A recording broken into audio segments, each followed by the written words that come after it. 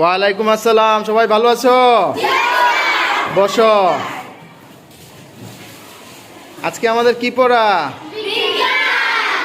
বিজ্ঞানের কোন বিষয় নিয়ে আলোচনা করব আজকে? অপুষ্পক উদ্ভিদ আর সপুষ্পক উদ্ভিদ, তাই না?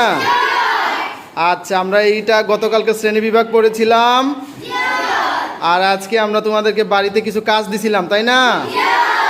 আচ্ছা, দেখি সবাই এই কি নিয়ে আসছে আমাদের এই টেবিলে রাখো। আমি যে টেবিলে আছি এই টেবিলে আনো, পরে আমরা এটা নিয়ে একটু পরে আলোচনা করব। হ্যাঁ, রাখো।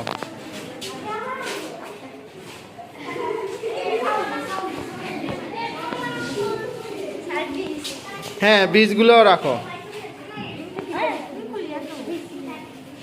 আচ্ছা, এই যে বিভিন্ন ধরনের আম, তারপরে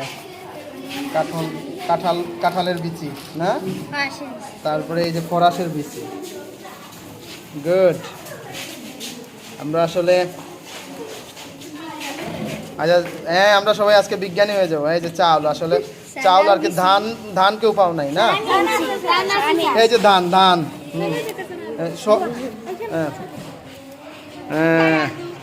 আলু, এই যে আলু, ঠিক আছে। আসো, এই যে ধান।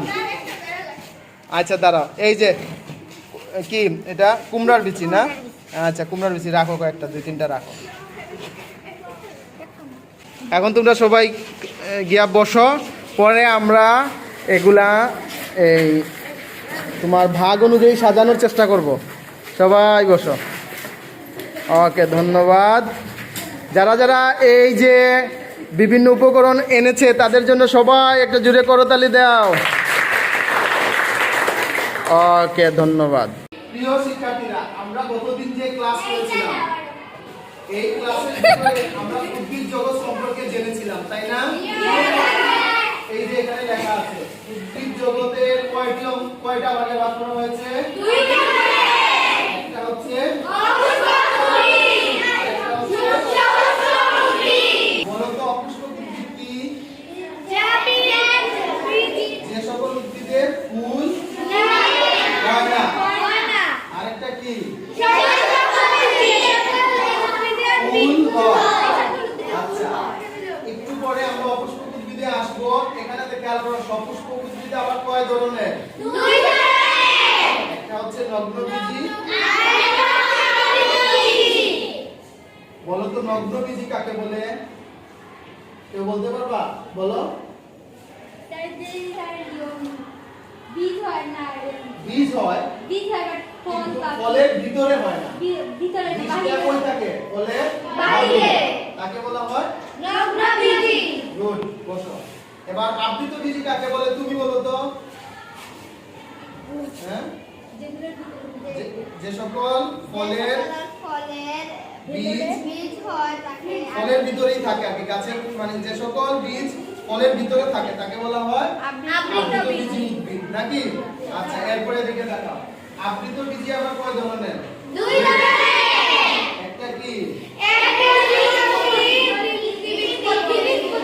দ্বিবীজপত্রী।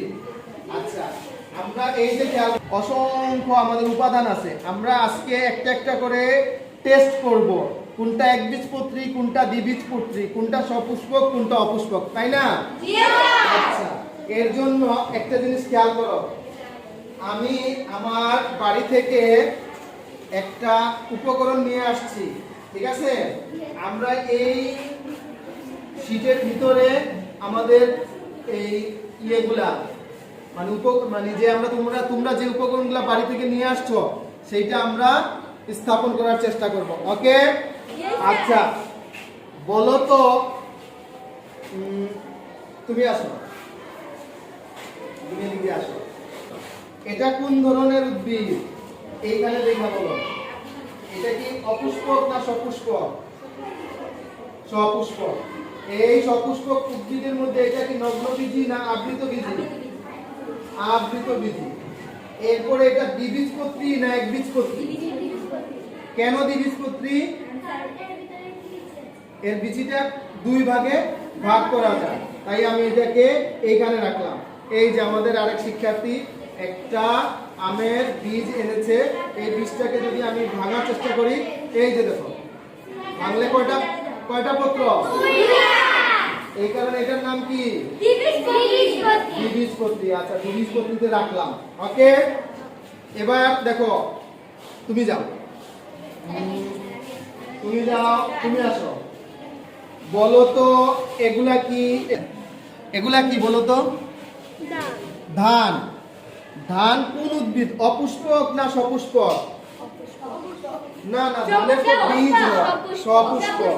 তাই ধান সপুষ্পকে যাবে। এখন আবৃতবীজী না নগ্নবীজী, অর্থাৎ ধানের ভিতরে বীজটা কি, এই যে ভিতরের অংশটা কি আবৃত না অনাবৃত? তাই এটা কোন অংশে যাবে? আবৃতবীজী। এবার বলতে হবে একবীজপত্রী না দ্বিবীজপত্রী? কারণ কি, এই যে চাল কিন্তু দুইটা ভাগ হয় নাই, ওই আমের মতো। তাই এটা হচ্ছে একবীজপত্রী। তাইলে আমরা ধানকে কোন জায়গায় নিব? একবীজপত্রী। তাইলে আমরা ধানকে একবীজপত্রী নিলাম। তুমি নাও, ধরো, তুমি নিয়ে একবীজপত্রী অংশে রাখো, একবীজপত্রী অংশে রাখো। ওকে, ধন্যবাদ, তার জন্য হাততালি। এবার আসো, তুমি আসো। আচ্ছা, দাঁড়া, একজন আসো। এবার সে আসবে। এইটা না, এটা কি? কাঁঠালের বিচি। এখন প্রশ্ন হচ্ছে, কাঁঠালের যে গাছ, এটা কোন ধরনের উদ্ভিদ? অপুষ্পক না সপুষ্পক? সপুষ্পক। আচ্ছা, সপুষ্পক। নগ্নবীজী না আবৃতবীজী? আবৃতবীজী। আবৃতবীজী। নগ্নবীজী বলা যাবে না, কারণ এটা কাঁঠালের ভিতরে থাকে। তারপর এটা একবীজপত্রী না দ্বিবীজপত্রী? দ্বিবীজপত্রী। দ্বিবীজপত্রী কেন? এই যে কাঁঠালের অংশটা যদি আমরা সিলকাটা একটু উন্মুক্ত করি, তাহলে দেখো, এই যে দেখো, আসো, তুমি কাছে আসো। হ্যাঁ, এই যে দেখো, দুইটা ভাগ করা যায়। কাঁঠালের বিচিটা কয় ভাগ করা যায়? তাহলে এটা কোন জায়গায় বসাবা? দ্বিবীজপত্রী। বসাও, সবগুলা দ্বিবীজপত্রীতে বসাও। হ্যাঁ, কাঁঠালের এইগুলা দ্বিবীজপত্রীতে বসাও। গুড। এই হচ্ছে আমরা আস্তে আস্তে সব উপকরণ কি একটা নির্দিষ্ট জায়গায় নিয়ে সাজাচ্ছি। যাও, থ্যাংক ইউ, তার জন্য হাততালি। এবার কে আসবা? সবাই আসতে চাও? আচ্ছা, আমি আরো একজন পিছন থেকে একজনকে নিয়ে আসি। আর দাঁড়াও, পিছন থেকে একজন আসো তো। তুমি আসো। তুমি এদিকে আসো। আসো বাবা, এদিকে আসো। হ্যাঁ, আসো। তোমার নাম কি? সুমাইয়া জান্নাত। আমরা সুমাইয়া জান্নাতকে পাইলাম। সুমাইয়া জান্নাত, তুমি আমাকে বলো এইটার নাম কি? এটা আসলে ঢেঁকি শাক, তাই না? আচ্ছা, এটাকে আমরা ঢেঁকি শাক হিসেবে চিনি। আচ্ছা, এই গাছে কখনো ফুল দেখেছো? তাইলে এটা কোথায় বসবে? অপুষ্পকে না সপুষ্পকে? অপুষ্পক। অপুষ্পকের ভিতরে এটা কোন জায়গায় বসবে? ফার্নে, তাই না? তাহলে আমরা এটাকে কোথায় রাখতে পারি? ফার্নের মধ্যে রাখলাম। ওকে, আমি রাখলাম।